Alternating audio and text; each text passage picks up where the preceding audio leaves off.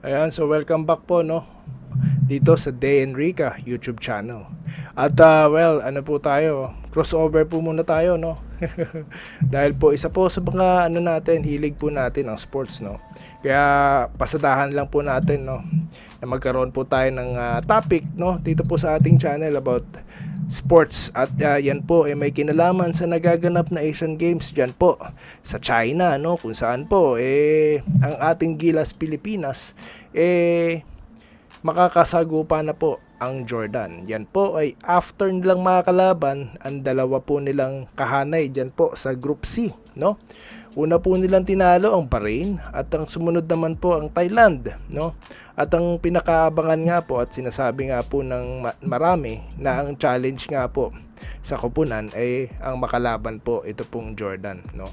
Na ang Jordan po meron po silang naturalized player, ano po, na legit NBA player, at yan po ay si Rondae Hollis Jefferson. At kilalang kilala po sa atin yan. Bakit? Kasi po naglaro na siya sa PBA. Kasi nga po, siya po ang naging import ng Tropang Giga at nakakalaban po ng Barangay Ginebra, no, ating kupunan, ating favorite team. Kasi nga po, yung skills nga po nito, skill set ni Rondae Hollis Jefferson talaga pong talaga pong no, kakaiba, no.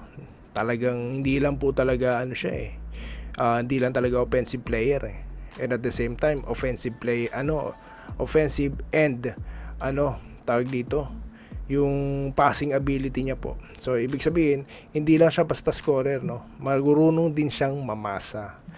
At yung leadership skills niya din, di ba? Kaya po ayun, nag-champion ito pong Talk and Text at tinalo po sila Team Ko, no, at si Justin Brownlee. At ito nga pong ating sinasabi sa kabilang channel po natin, po, na may resbaka na magaganap, no. Re-resback ito si Justin Brownlee at si Coach Tim Coon. At re-resback din ang Gilas, po, dahil nga tinalo din po sila ng Jordan bagamat wala pa po noon ito pong si si Hollis Jefferson that time. Pero ngayon nga talagang inaabangan nga po ang laro nito kasi nga po marami nakapansin, pati na rin po ako, kung paano po siya maglaro, no. Para siyang si Kobe, kaya ang tawag sa kanya Lefty Kobe. Ayan. At yun nga, talagang ini-involve niya po yung kanyang mga teammates para makascore. So hindi lang po siya ang threat dito, no.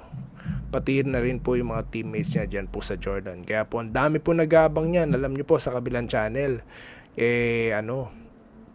kabilang channel po natin sa sports, talaga pong marami po tayong nakaka-interact ng mga viewers and subscribers. Kasi nga po ang bansa po natin alam naman natin na kilala, no, na talagang basketball loving country talaga, no.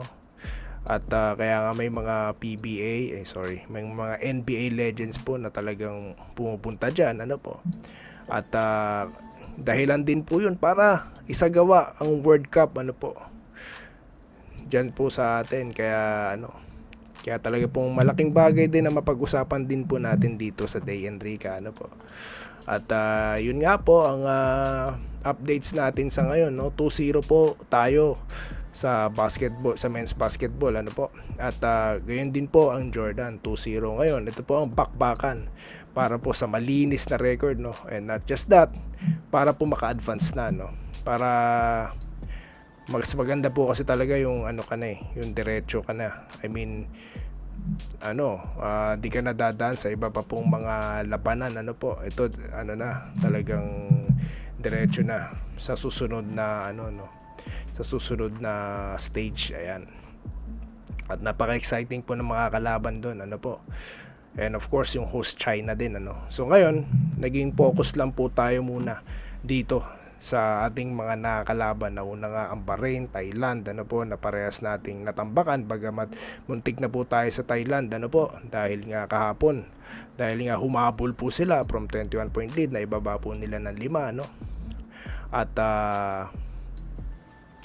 abang ito naman pong Jordan tinambakan po nila ng big time itong Thailand, no, 37 points. tinambak nila.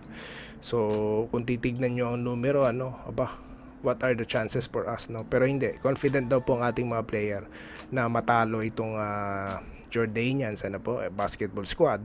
Kabilang na rin po itong si Rondae Hollis Jefferson. At yun nga po, sa huling update talagang napaka-friendly po ng player na ito dahil binati niya po ang ating mga Gilas players, pati yung yung utility man nga ng tropang Giga, pero yan, napaka friendly pero of course pagdating sa court, isang tabi muna yung friendly na yan at pakbakan tayo.